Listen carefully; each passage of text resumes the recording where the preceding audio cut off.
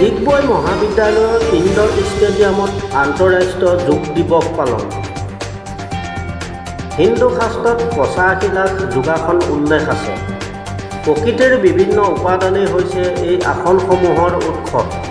ডিগবৈ মহাবিদ্যালয় য়াগো মেডিটেশ্যন চেণ্টাৰৰ লগতে NSS গোটৰ উদ্যোগত আৰু ডিগবৈ মহাবিদ্যালয়ৰ IQACৰ সহযোগত পুৱা ৮ বজাৰ পৰা প্ৰায় এঘণ্টা আন্তঃৰাষ্ট্ৰীয় যোগ দিৱস পালন কৰা হয়। উক্ত অনুষ্ঠানত উপস্থিত থাকে যোগগুৰু সুষময় নাথ, যোগগুৰু কন্যা শুভাংগী নাথ, ডিগবৈ মহাবিদ্যালয়ৰ NSSৰ মুৰব্বী ৰাজীৱ ৰুদ্ৰতাৰিয়াক, NSS গোটৰ ছাত্ৰ ছাত্ৰী, মহাবিদ্যালয়ৰ অধ্যাপিকা বেবী ঋতু ফুকন আৰু মহাবিদ্যালয়ৰ ছাত্ৰ ছাত্ৰীসকল। ডিগবৈৰ পৰা হাছান আখতাৰ ফৰিদৰ ৰিপৰ্ট, জনতা লাইভ অসম।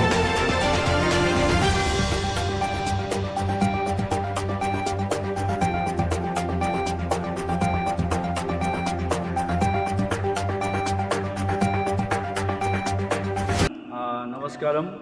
আজি 9th ইণ্টাৰনেশ্যনেল য়োগা ডে আমাৰ ডিগবৈ কলেজত উদযাপন কৰা হৈছে। প্ৰতি বছৰ ডিগবৈ কলেজত ইণ্টাৰনেশ্যনেল য়োগা ডে উদযাপন কৰা হয় আৰু সেইটো মৰ্মে আজিও 9th ইণ্টাৰনেশ্যনেল য়োগা ডে উদযাপন কৰা হৈছে।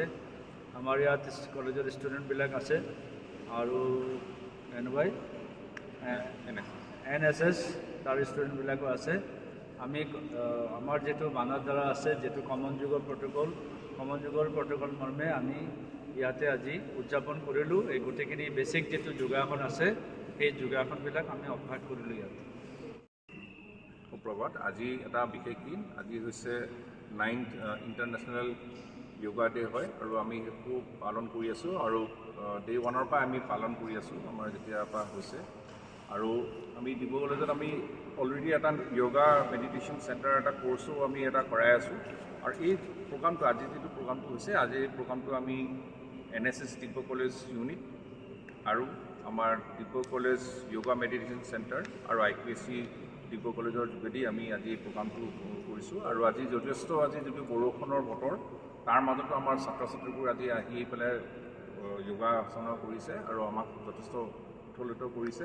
গতিকে মই যি ছাত্ৰ ছাত্ৰীকো মই এইখিনি ক্ষেত্ৰত মই ধন্যবাদ দিছোঁ। আৰু য়োগাটো কৰিব লাগে, কাৰণ য়োগাটো এটা আমাৰ প্ৰয়োজন এটা কৰ্ম, কাৰণ সেইটো কৰিলে আমাৰ স্বাস্থ্য ফালৰ পৰা আমাৰ গোটেই ভাল হৈ থাকে আৰু মানুহৰ মন ভাল হৈ থাকে আৰু কাম কৰাৰ জেদটো আৰু বাঢ়ে। গতিকে সেই য়োগা আচনাটো আচলতে আমি কৰিব লাগে, যেতিয়া মানুহৰ লংগিভিটি বাঢ়ে, মানুহৰ মনটো ভাল হয় আৰু ভাল হ'লে চবেই ভাল হ'ব, গোটেই দেশখনে আগুৱাই যাব পাৰিব। গতিকে মই সকলোকে অনুৰোধ কৰোঁ যাতে আপোনালোকে সকলোৱে যাতে য়োগা আচনা কৰি পেলাই নিজৰ শৰীৰটো আৰু নিজৰ মন আৰু নিজৰ দেশখন যাতে ঠিক কৰিবলৈ কাৰণে আগবাঢ়ি আহে। ধন্যবাদ।